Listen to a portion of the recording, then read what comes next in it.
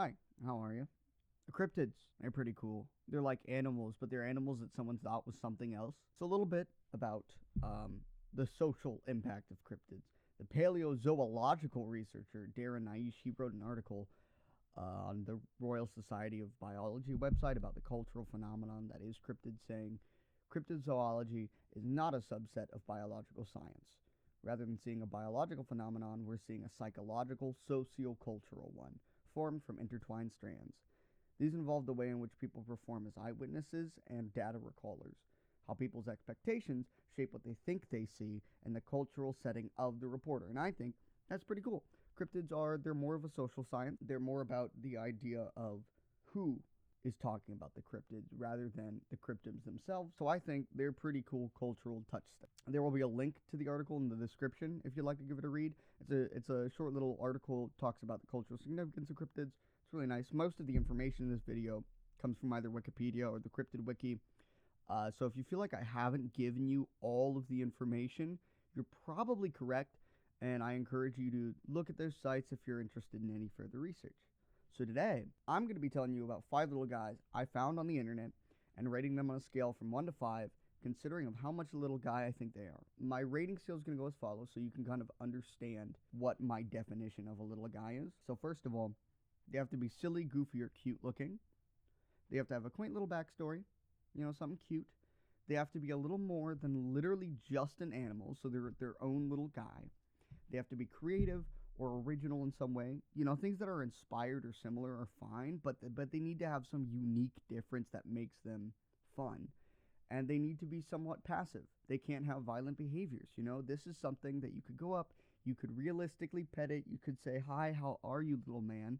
Or even if it's a big guy, you could say, "How are you, little man?" And you would be comfortable approaching them. The first cryptid that we are going to be looking at is the Loveland frog from Loveland, Ohio. Minus points to the creature for being from Ohio. If you're from Ohio, fuck you. It was first thought to be spotted by a traveler in 1955 at 3:30 a.m. Oh, the witching hour. Oh, it's so scary. He was heading out of the Branch Hill neighborhood and he saw 3 frog-like creatures standing on their hind legs. In some iterations of the story, it's under a dimly lit bridge, and some of them it's on the side of the road. It kind of just depends on who's telling the story. But most of the time, one of the frogs had a wand over its head, and it was firing sparks and flames from it and playing with magic, and that caused the passerby to flee the scene, and I think that makes him a pussy. At a long while later, we're talking 30 years later, on the morning of March 3rd, 1972, this is our second sighting, police officer Ray Shockey spotted a creature run across the street, lit up fully by his headlights, to reveal this little guy. He reported it to be 3 to 4 feet tall, standing up on its hind legs, and then proceeding to climb over a guardrail towards the Little Miami River. 2 weeks later, another police officer, Mark Matthews, reported a similar creature on the same road. And seeing the creature, Matthews decided to get out of his car, kneel down, pull out his gun, and shoot the creature in the middle of the road. He then put the body of the creature into the trunk of his car so that he could show his buddy, Ray Shockey, down at the station just to prove that he wasn't crazy. Ray at the station saw the frogman, so I saw it and I shot it till it was dead, and then I took it to show him. He pulls up with it. He shows Shockey. Shockey confirms that this is the creature that he saw. It was an iguana. It was an iguana that didn't have a tail. Congratulations to the Loveland Police Department for killing people's missing pets since 1972. Can you imagine that's how you figure out that your missing pet was found? Some dude fucking shot it because they thought it was a frog creature. That's awful. And then the final sighting of our Ohio frog wizard was in 2016 when 2 teenagers playing Pokemon Go took this picture.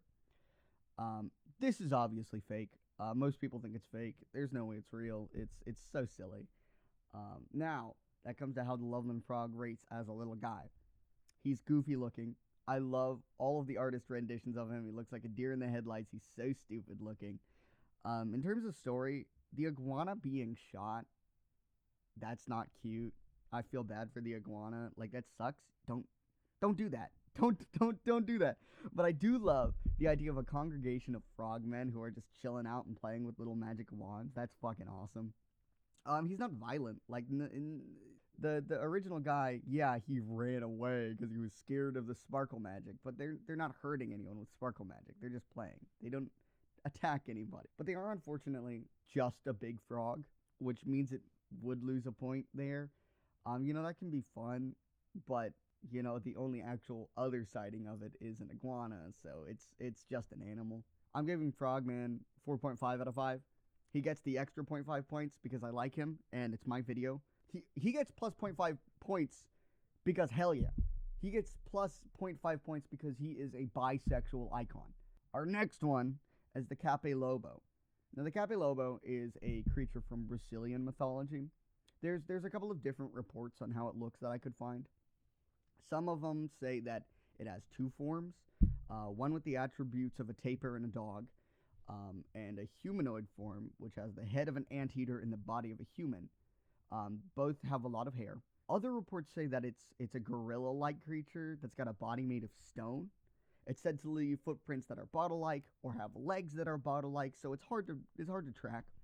And it has two primary abilities: screaming and stinking it up.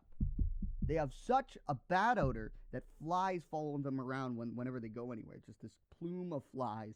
And it smells so bad that most people would just leave before they even interact with it, before it came too close. But if it does get too close to, it will literally stun you by how bad the stench is. I didn't know that cryptids played Magic the Gathering. It has super thick skin. Either because it has a strong hide or is literally made of stone, making bullets ineffective. Their scream is known to be so loud that it's heard from a 10-mile radius around them, and often paralyzes people in fear, sometimes causing them to get lost in the woods, to start looking for whoever was screaming in the woods. It makes some people get lost. It makes some people confused. It's crazy. They're also capable of producing a smaller noise, which sounds like someone blowing on a bottle. That is sick as hell. The idea of being alone in the woods and all of a sudden you hear just someone blowing on a bottle. That's fucking metal. That's awesome. Here's how it eats. It sucks the blood out of animals. Cats, dogs, goats, and it really, really likes newborns, like newborn animals, not babies that got lost in the woods. It doesn't typically attack people, but it will attack you if you go hunting on a Sunday.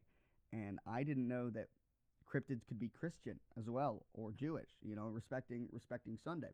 If it does attack you, it'll either rip you apart or give you a big ol' hug before sucking your brain straight out of its skull. It does have one weakness, thank God, and it's its belly button. If you stab it in the belly button, he dies. That's how you get him. You get a stick and you fucking thrust it into his belly button. He's dead. Which makes sense, because like the rest of him's covered up with all this like thick skin. That's like the one hole he's got. I get it. Okay, cool.